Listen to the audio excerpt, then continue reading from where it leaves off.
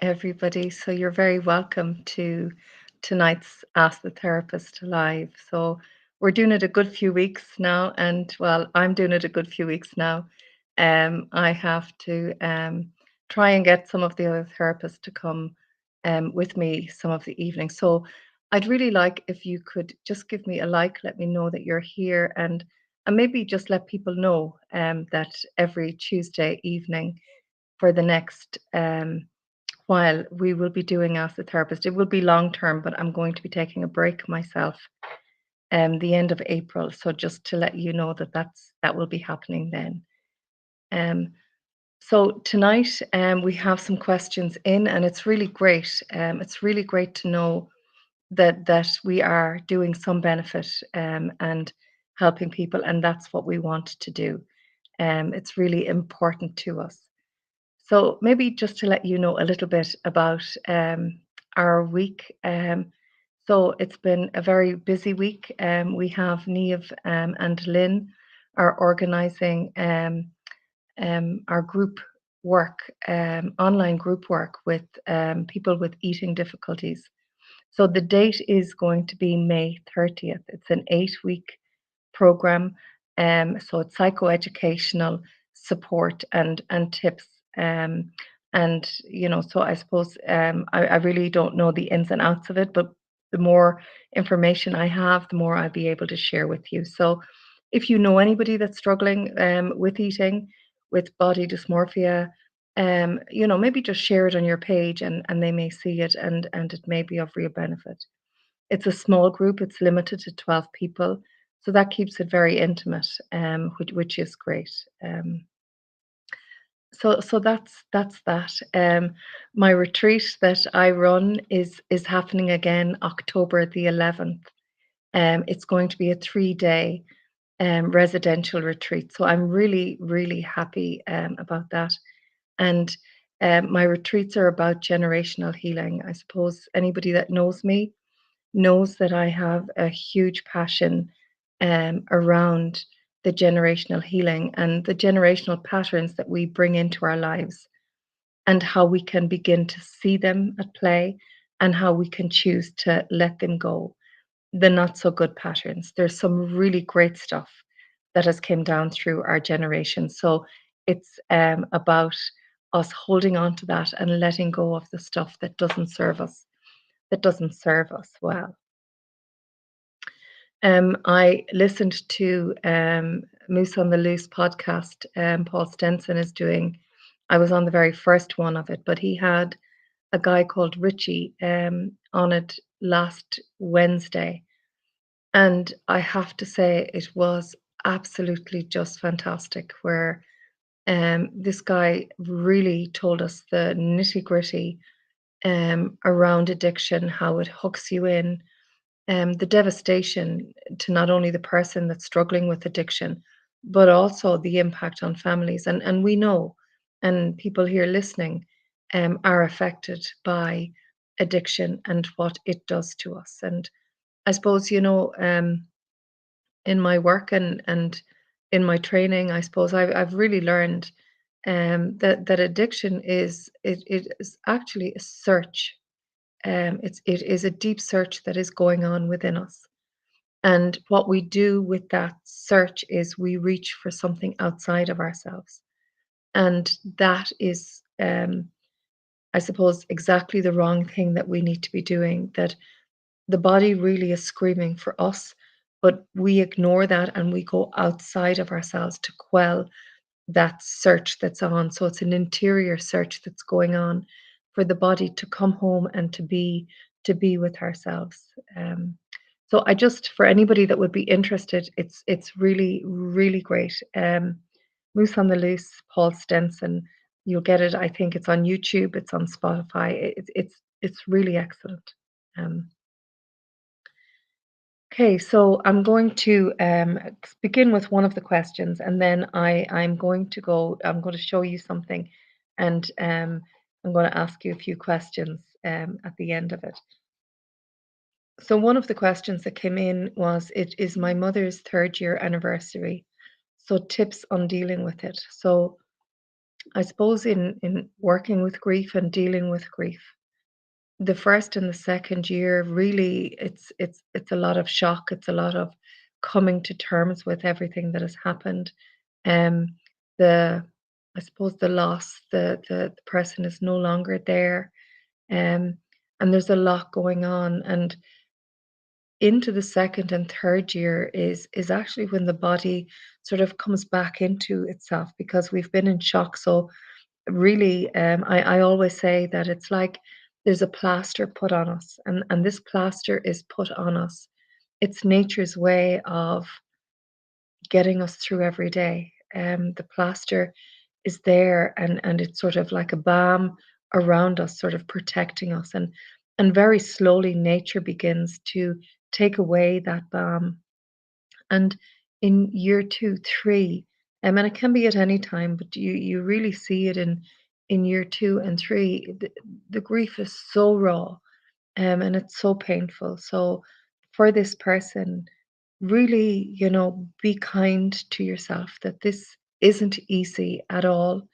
Um, See, can you take time out for yourself? Can you, just maybe tap into some of the things that your mother loved, whether it is, I know we're coming out of daffodil season now, but maybe it's daffodils, maybe it's the rainbows, maybe it's the April showers.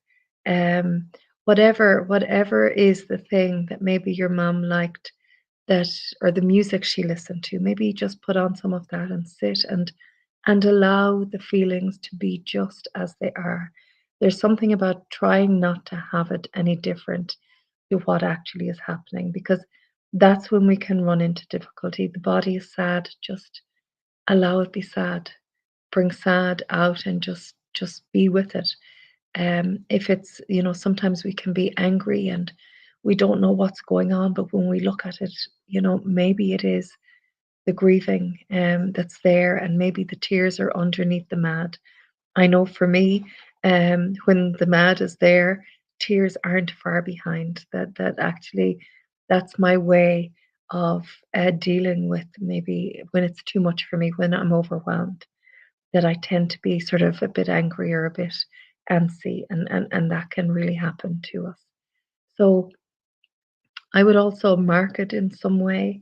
Um, maybe going to the garden shop. I know I love planting, and I just think that they are really great ways, but finding a bulb or a packet of seeds and sow them um, on the day and tend to them, nurture them, feed them, see them grow, and maybe using that symbolism, of yourself getting stronger roots and growing as the seeds or the bulb is beginning to grow.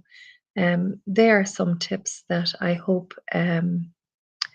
will help. Okay, so I see a question. How much is online counseling? So for us, online counseling is €70 for 1 hour appointment.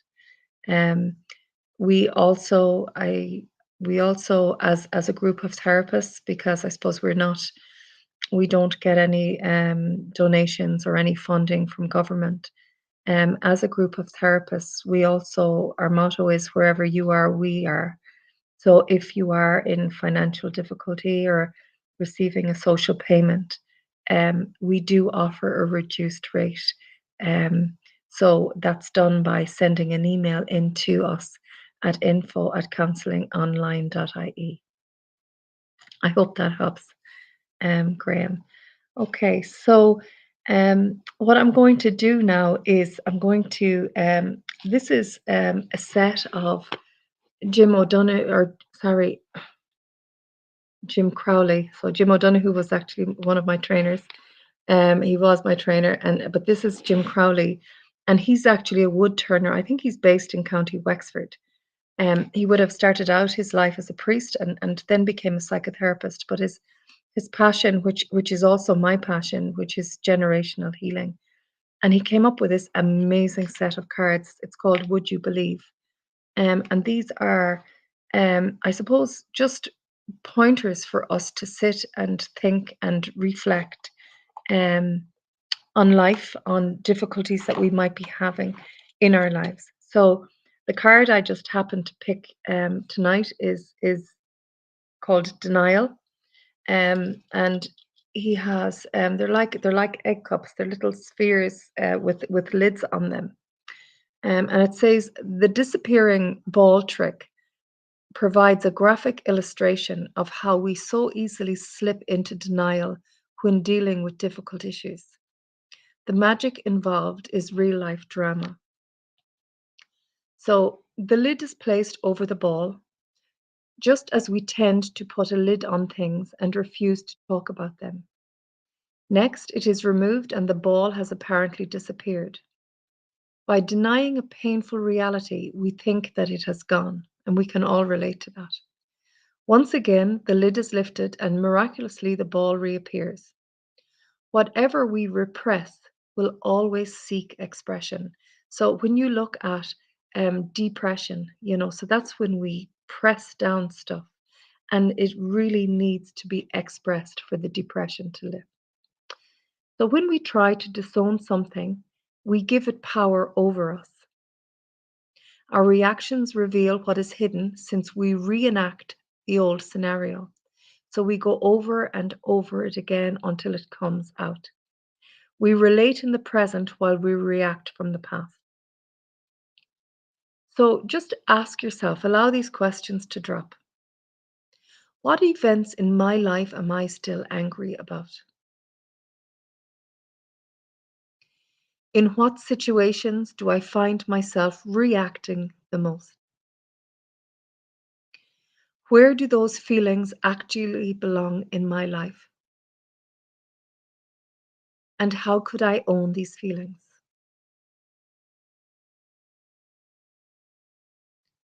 The past is never where we think it is, but is always wherever we are. And if we don't deal with our past, it shows up again and again. And this is the habitual patterns. And this is what I was saying about, say, the retreat, the generational legacy. These patterns keep repeating, and we're saying to ourselves, "How come I'm here again?" You know, I said the next time I would do it differently, or whatever. But I find the same situation or the same drama keeps repeating itself again and again and again. And each time is an opportunity for me to come inward and begin to find out what exactly is going on, where is it in my body, and how can I begin to work with that. And it's really, really important that we do that. Okay.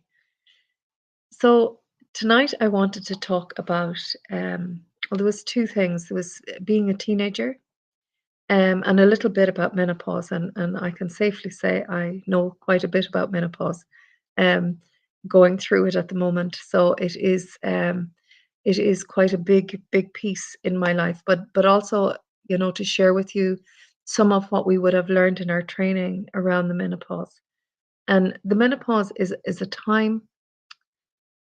It's actually a really great time for healing, because all of the symptoms, particularly emotional symptoms. For me, it would be anxiety. For others, it's depression, it's anger. Um, these are symptoms that are coming up that the body needs us to look at. So it's a bit like our defenses aren't, we're not as defended when we're going through menopause because there's so much happening that actually our defenses come down and all the unattended stuff begins to surface. And as it begins to surface, um, we find it really difficult to deal with it because we have all this hormonal stuff going on. There's so much going on, but it is an opportune time. If you have anxiety, depression, if stress, if things are just really getting on top of you, it's a really great time to talk that through. They say it's the second coming. It's the second wave of healing. And the first wave of healing, and that's what I wanted to go into as well, is our adolescence. Adolescence, as we know, is one of the biggest shifts in development. We're going from a child into an adult, and that transition for some adolescents, teenagers, is horrific. And I do know without a shadow of a doubt that our teenagers at the moment are struggling more than they ever struggled before because of the shift from sixth class into first year during the COVID time, fifth class into second, so all of that time that COVID was happening had a huge impact. The same with leaving certs, going into college. The transition is difficult under normal circumstances. But when is added circumstance like COVID, we know as adults the impact that that has had on us in our ability for connection, our ability for going out and meeting people because we lost the muscle in how to do that when we had to stay at home. And for our teenagers, they're going through a massive transition anyways, but that added has really amplified that for them. And I'm going to share a story that I would often tell for teenagers, and it's a really good one for parents to understand in some way um, what's going on for our teenagers and how to sort of maybe let them feel a little bit of that struggle, because that struggle is actually really important for them to come through. It helps them pave the way into adult life for themselves. So the story is, I tell it often, it's about a little boy and a butterfly. So one day, Mammy and little Johnny were out for a walk, and Johnny, as he was walking on the pavement, he's seen a little caterpillar, and he said, "Mammy, Mammy, can I have that caterpillar?" And I suppose it's quite common nowadays that whatever we want, we get. So Mammy said, "Of course you can, Johnny, but you have to look after it." So they picked up the little caterpillar, they got a lovely glass jar, they got a twig, and they got some leaves. And they brought the jar up to his bedroom and they left it on the windowsill. So every day, Johnny would check on this caterpillar and make sure the caterpillar was fed. And he'd go into school every day and he'd tell all the kids about his caterpillar. And one day he was looking and he thought, oh my gosh, there's something strange happening here. So he called his mammy, and his mammy explained to him that actually the caterpillar was forming a cocoon with the silk thread, was forming a cocoon around himself. And that one day he's going to fly out and become a butterfly, a beautiful butterfly. So Johnny couldn't wait. So into school, and he told them all what was happening. And Johnny came home, and day after day, and he waited and he waited and he waited, and nothing was happening. So he was getting really frustrated with himself. But, anyways, Johnny decided that he would just have to sit it out. So one day, he got up in the morning, and there was a tiny hole in the cocoon, in the chrysalis. He was so excited. So he ran downstairs and he told Mammy, the butterfly is coming. So Mammy said, oh, that's great. So he went into school and he told them all at school that this was happening. And he came home and he was so disappointed because the hole hadn't gotten much bigger. And he could see a tiny bit of the butterfly coming out. So he got really, really worried. But Mammy told him that he needed to have patience. So into bed he went, and Mammy went to bed, but poor Johnny couldn't sleep, and he was worried, worried, worried about this butterfly stuck in the cocoon. And he had a brainwave. So he ran downstairs, he got the scissors, he walked back upstairs because you're not supposed to run with scissors, as you know. And he got the scissors and he took a tiny little piece more out of the cocoon, and out plopped the butterfly. So the butterfly plopped out onto the windowsill and slid on the windowsill and died. So Johnny was in an awful state for two reasons. He was absolutely devastated that his butterfly was dead, but he knew that he was in big bother. So, anyways, morning came and he went downstairs and he was crying and distraught and he told Mammy what had happened, what he had done, and that the butterfly was dead. So, Mammy said to herself, you know what, this is too big for me. So, she decided to bring him to a zoologist and she got the zoologist to explain to Johnny what had happened. So, the zoologist explained to Johnny that hole was there, the tiny hole was there for a reason.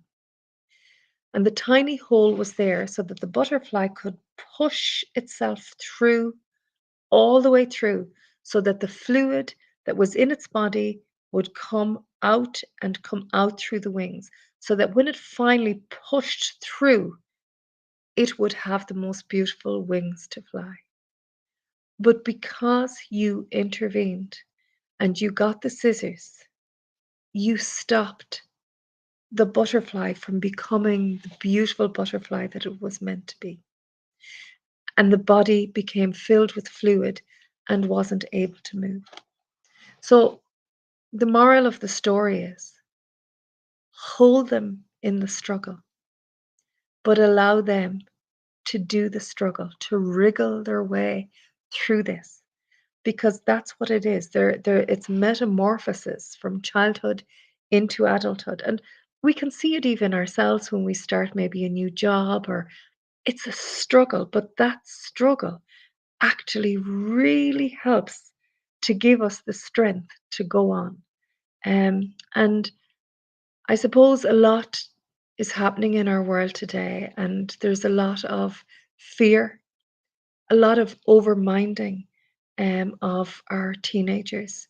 And sometimes, and I know I'm going back to the training again, but in my training, I was always told to that we're to hold on to our children and hold firm boundaries with our children until they're 16. And from 16 to 18, it's like knicker elastic. We sort of give them the elastic of the knickers um, and allow them to make their mistakes because they are to make their mistakes. We can't make them for them or fix them for them. They have to learn because if we don't make a mistake, we'll never grow. It is only through our mistakes. But as parents, sometimes we can be so fearful and so minding that we don't want them to hurt. We don't want them to feel. We don't want. And with that, we're actually um, opening the chrysalises and they're coming out and they're flopping. They're finding it really hard to struggle with life. So it is, can I hold them in the struggle? Acknowledge that yes, it is difficult. I'm here for you and I know you can do it. So it's that affirming them that actually can I be with them um as they go through their struggle. And that is also it's giving them the message that I know you can do it. I know you can do it. I amn't going to do it for you, but I'm right here with you. And that's a bit like therapy in a way. As I'm saying it, I'm sort of thinking that's actually what the therapist is doing. I'm right here with you, but you have to do the work. You have to do the work, and we'll bring you right through the work as it's happening. Okay, I hope that helps somebody. It's just a lovely story, and I remember the first time I heard it, and I tell it often when I give talks to schools, or I tell it often because we're supposed to struggle. The transitions are struggles, and they're meant to be. There's no two ways about it. Okay, so the final question for tonight is. And this is a difficult question, a complex question. So when I was 17 years of age, I began a relationship with a friend of the family. We had a 2-year loving relationship. My family really got on very well with him. The night it ended, I was raped by another man. My therapist told me that I had been groomed by my boyfriend and the rape had happened as a result of that. So I don't know the whole context of what went on within the relationship or um, what the therapist in the frame of reference that was said. Um, I I I feel, and I can only go by how I feel personally. Um, I feel that that was really hard. That this person had a really lovely relationship. So the person that she had, the relationship was 30 years old. So there was 13 years of an age gap. And at 17, a 30-year-old, that is quite an age gap. It's also not an unheard of age gap, but it is quite a large age gap at that time. This man was trusted by the family, and the family had no issue with the relationship.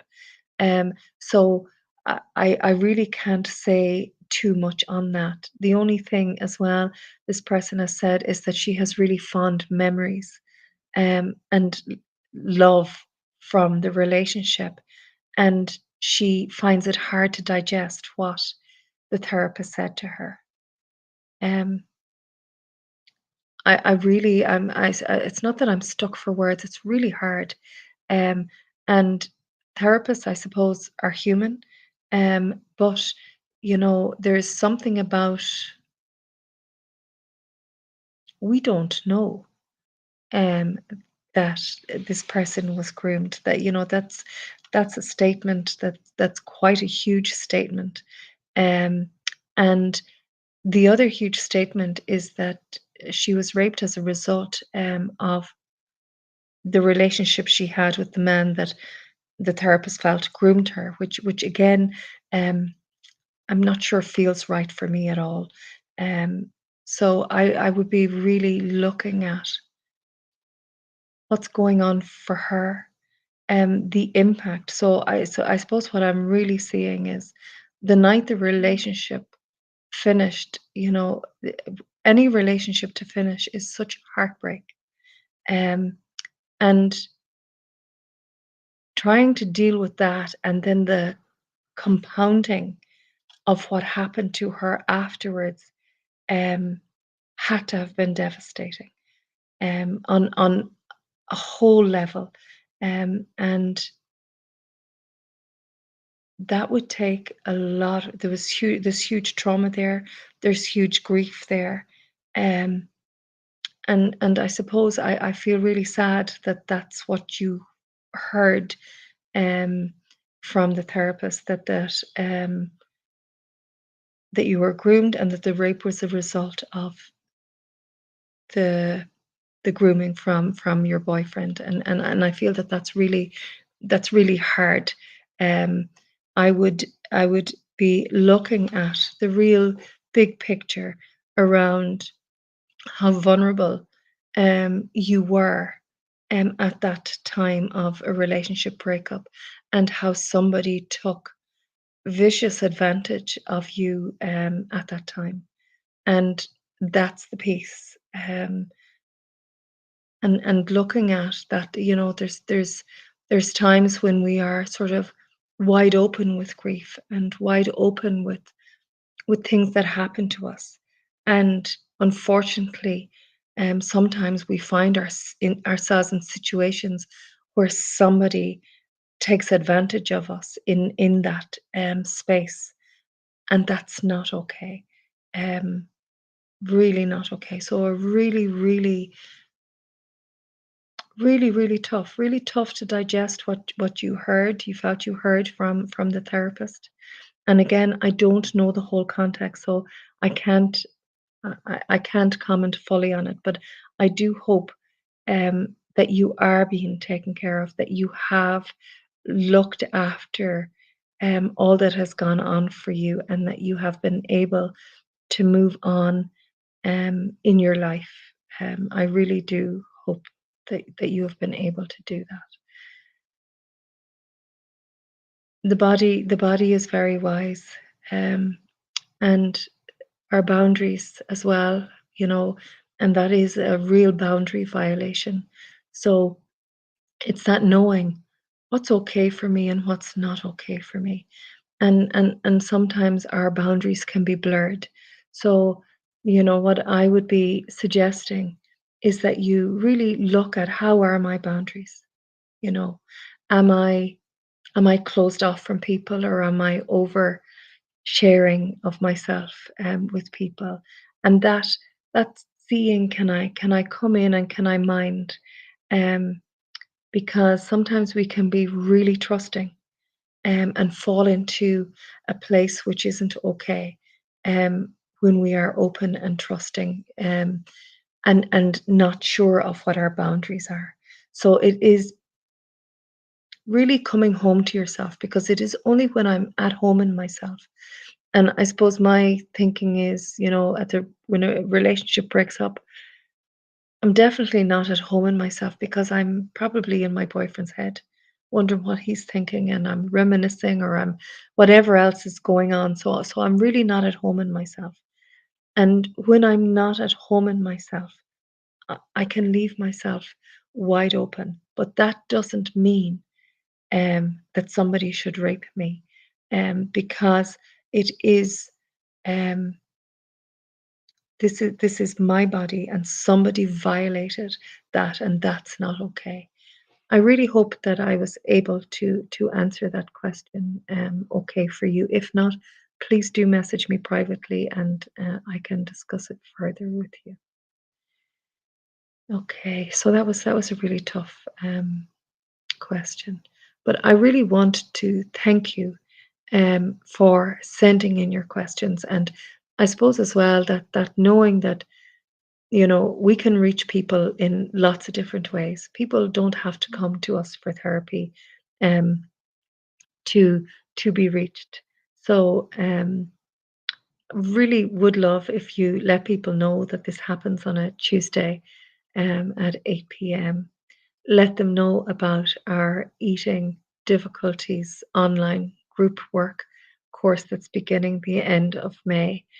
And also my retreat that's happening October the 11th. Um, yeah, 2024. So I want to wish you all a very happy Easter, and I look forward to speaking with you again next Tuesday night. So please, any questions, you can send them in during the week. Just send a message in to at counsellingonline.ie, um, or on our Facebook page, private message as well, our LinkedIn. Send a private message to me, and I will answer any questions that you have. So, wishing you all well, and we will talk again soon.